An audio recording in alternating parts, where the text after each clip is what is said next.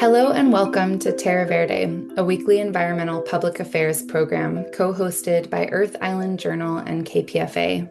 My name is Hannah Wilton, host and producer of today's show. Today we're talking about toxic legacy pollution, environmental justice, and what climate change means for contaminated sites along the San Francisco Bay shoreline. Joining me are two guests working at the intersection of these issues. Kevin G. Ruano Hernandez is Community Engagement Associate with Richmond Shoreline Alliance, where he helps connect residents to conversations around contaminated shoreline sites and advocates for stronger cleanup efforts in Richmond's waterfront communities. Also joining us is Michaela Marquez, Field Investigator and Outreach Fellow with SF Baykeeper. Michaela combines community outreach with field-based scientific monitoring, including water quality sampling, harmful algal bloom monitoring, and efforts to address pollution throughout the Bay. Hi, you both. Thanks so much for coming on the show today. Thanks, Hannah, for having us. Thank you. Hi, Kevin. So I'd love to start with some broader context. Richmond's shoreline has this long industrial history, and it's also home to communities who live with the ongoing impacts of that legacy today. To start us off, I'm hoping you can just paint a picture of what the shoreline looks like from an environmental justice perspective and what residents are experiencing who live near some of these contaminated sites. Yeah, I really appreciate that question. Um, as you know, places like Richmond is has a long history of having industrial, facilities and um, you know, even before Richmond was even established, the Chevron refinery was right there. Um, and already operating at that time. And so, Richmond and other places in the Bay Area aren't, they have a long history of, these things happening. And, it's funny how, a lot of these places like to normalize a lot of this. Um, and as a result, that comes with the normalizing some of the pollution that we see, not only in the air, but in what's beneath us and what's in our water and whatnot. Um, and so our work focuses on two main sites. We have the Zeneca site, which is right by the Marina Bay community and also by Crescent Park. And you could see it from the Bay Trail while you're walking from the Point Isabel Dog Park all the way to the Marina Bay. And it's right next to the UC Berkeley field station. And so a lot of residents just think that it's just a piece of land and that they don't know anything about it. And hundreds of people just like walking there every day, but they don't know that it's a hazardous waste dump. Um, and what they're planning on doing, back in 2019, the former city council approved uh, 400 units of housing on top of that land. And we as an organization believe that that's not right. We want our residents, we want community members to feel safe, to not be exposed to these hazardous exposures. Um, and it's an environmental justice issue currently happening invisibly among us. And it's it's a very complex issue right now that's going on, but it's something that a lot of community members that we've heard of have concerns about, have experienced health impacts.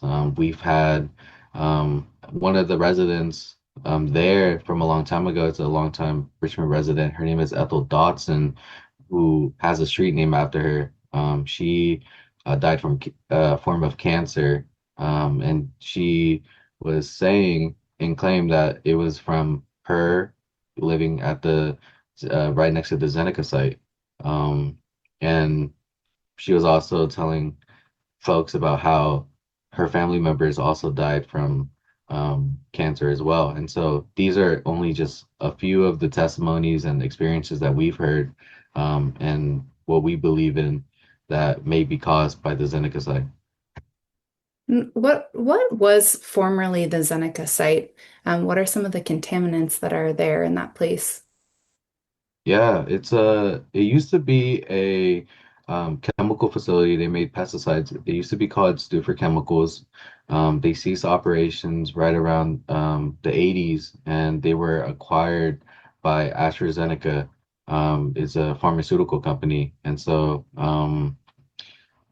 yeah, there's a they well the company created all sorts of different things, pesticides, sulfuric acid, and so on our website we have a lot like a long list of chemicals and all sorts of different things that we offer to community members, and we also do toxic tours as well, which have a list of all the different chemicals. I think there's like all sorts of ABCs that I might be forgetting right now, but yeah, it's there's a lot that I'll just put it there.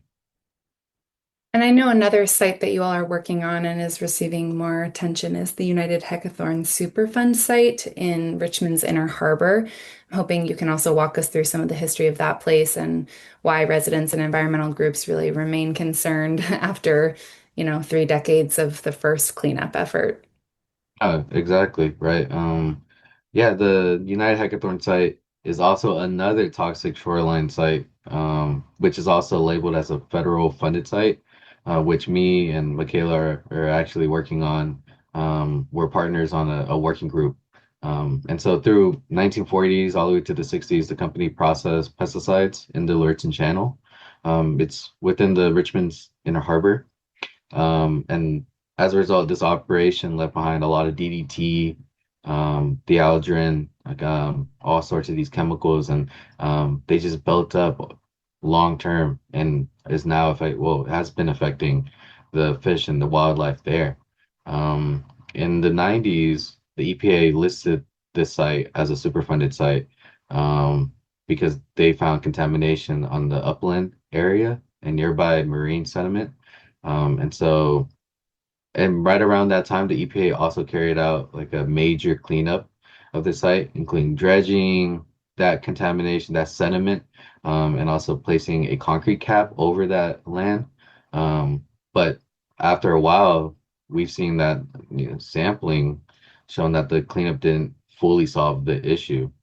There's still DDT and dieldrin found in the channel, and so that's why when you go there, a nearby site that you could kind of see it from afar is right by the Richmond Ferry Building.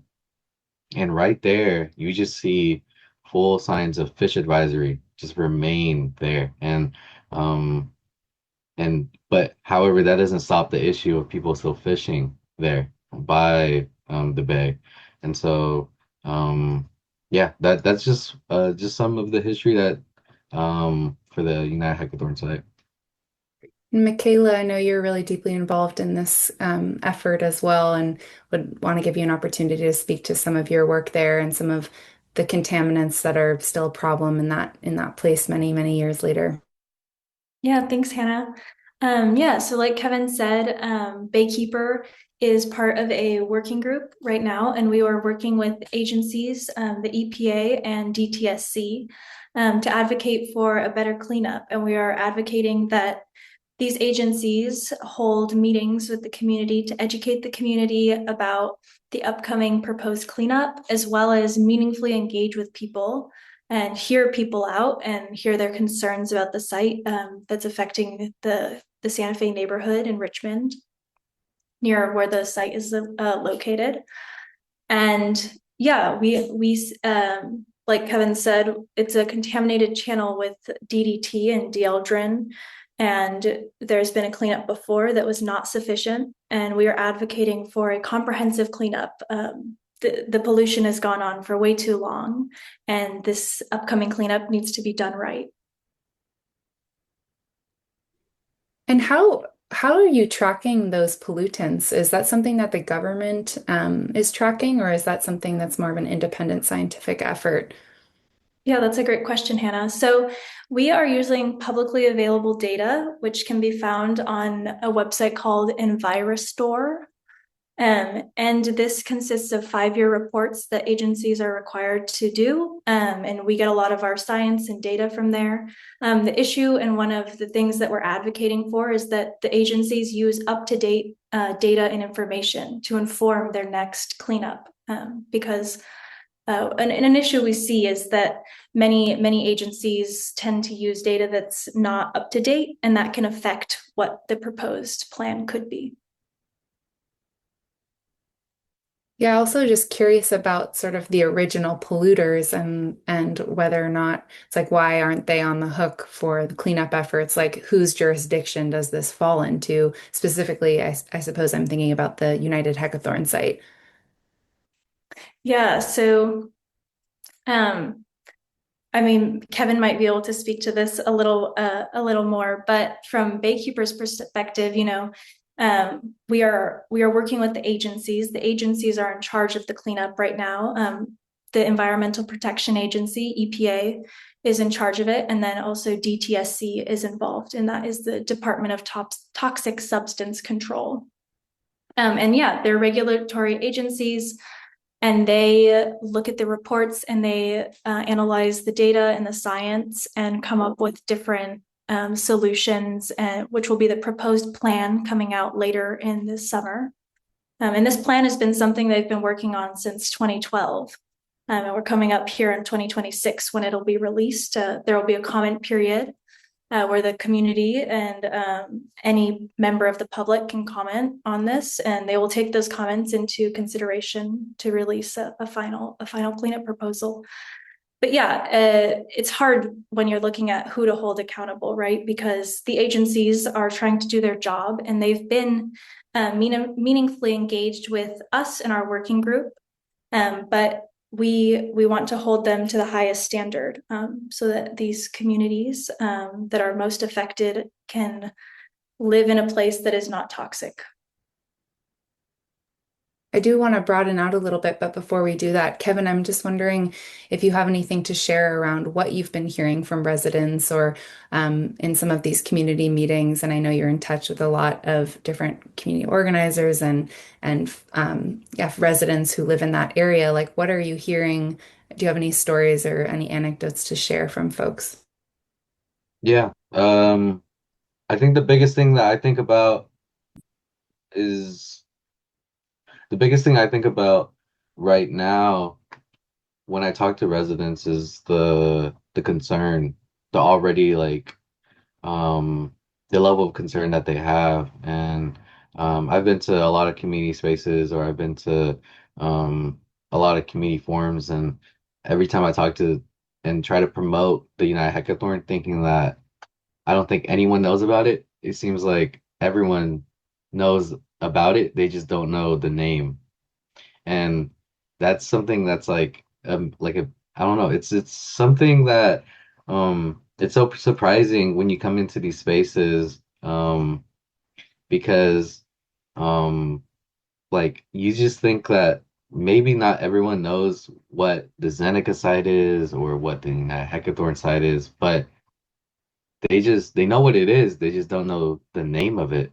And yeah, I think it's been like a very surprising um thing. So a lot of residents know about these sites. They know that Richmond is contaminated. They know that there's a refinery in behind their backyard and everything. And there's that level of concern of like, what do we do now? Right? Um, from what I tell them, the EPA already did a cleanup and then it failed. And then now they're coming back with another cleanup. But the process just keeps going on further for these communities that are being affected. Um, and it just seems like for them, it's becoming this like cycle of just like government agencies just taking longer and longer to respond to a issue that's been going on for years and decades.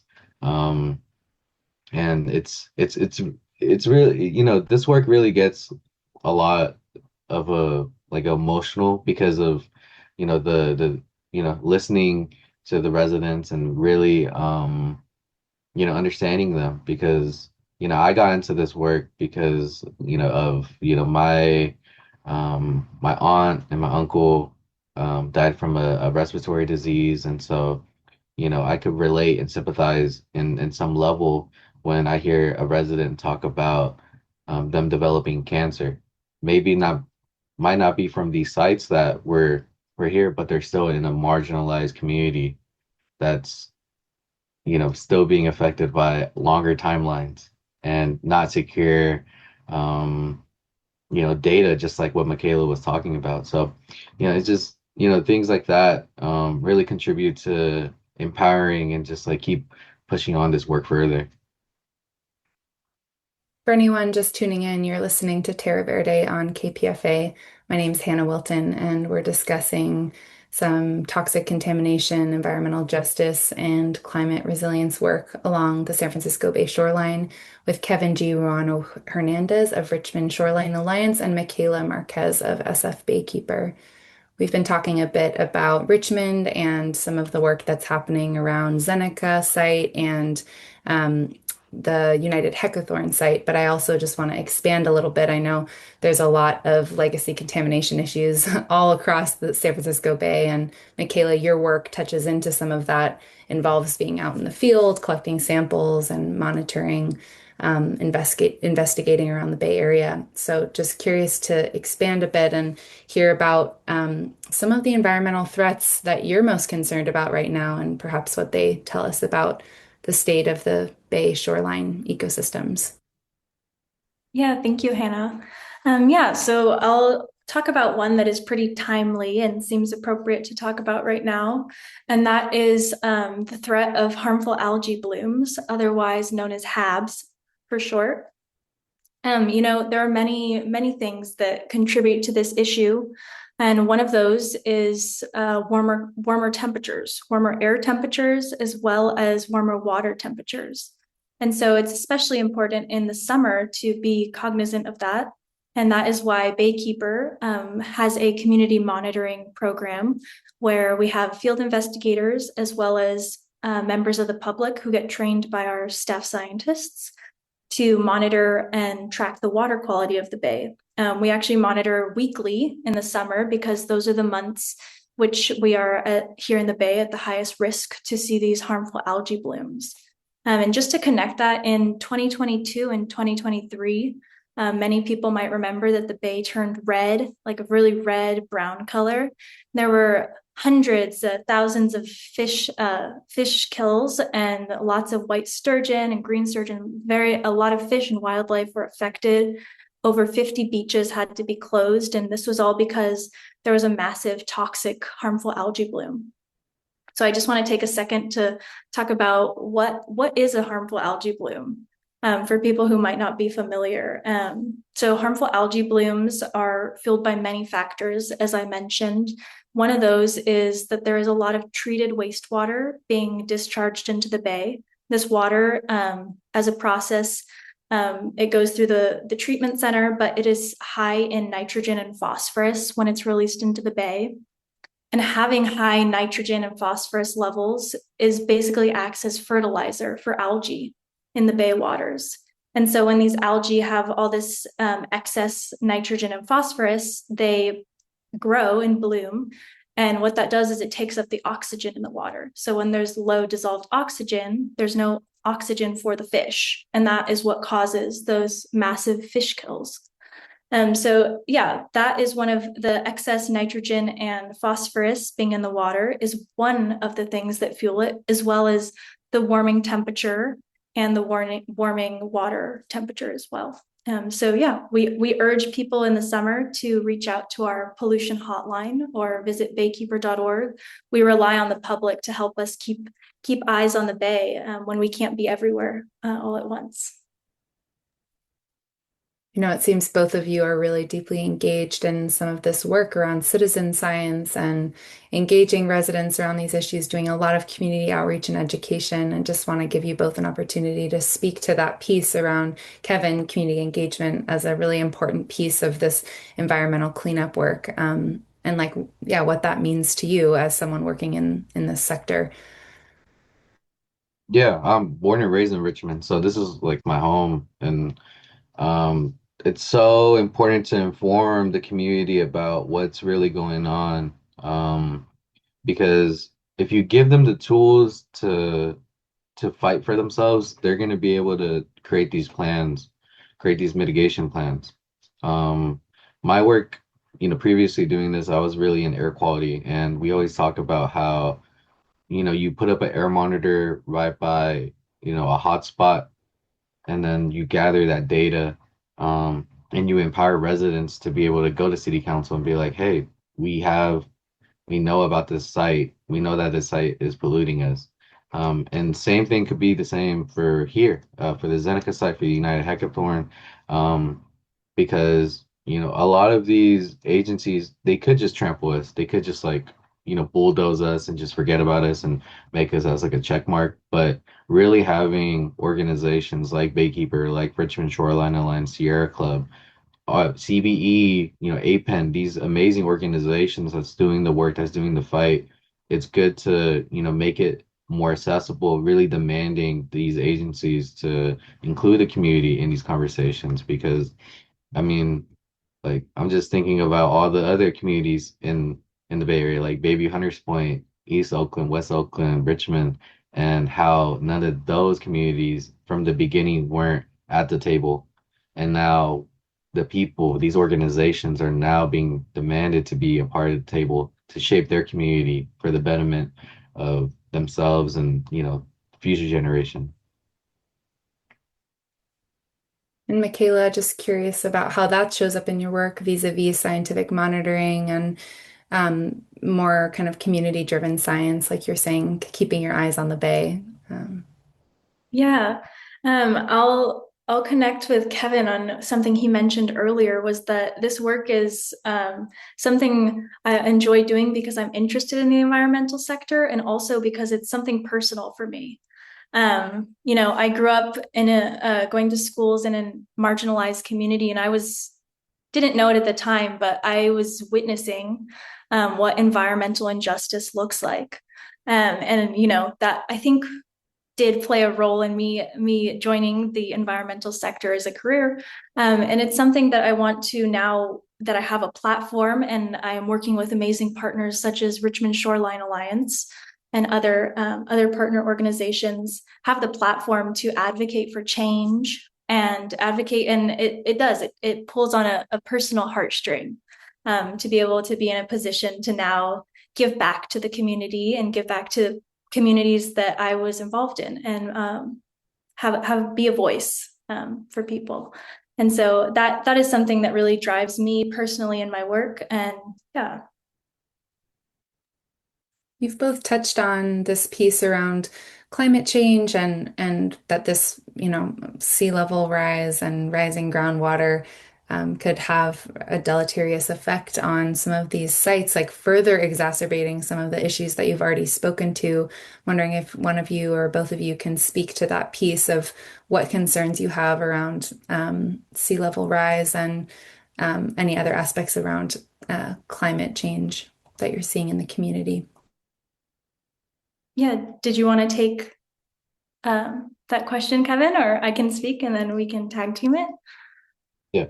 Great. Yeah. So, I mean, you mentioned sea level rise.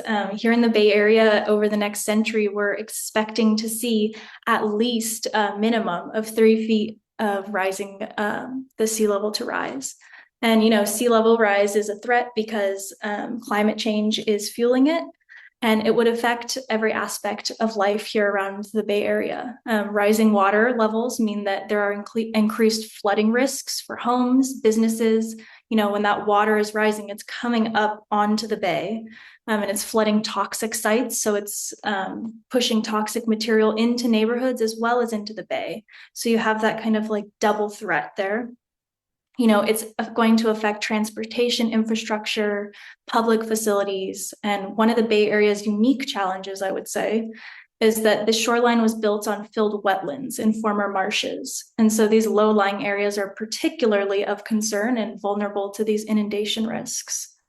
And so just thinking about that and how we can frame our work to keep that in mind and also advocate not only for the conditions we're seeing now, but anticipating that future sea level rise, and how can we create remedies today that will withstand future sea level rise here in the Bay Area.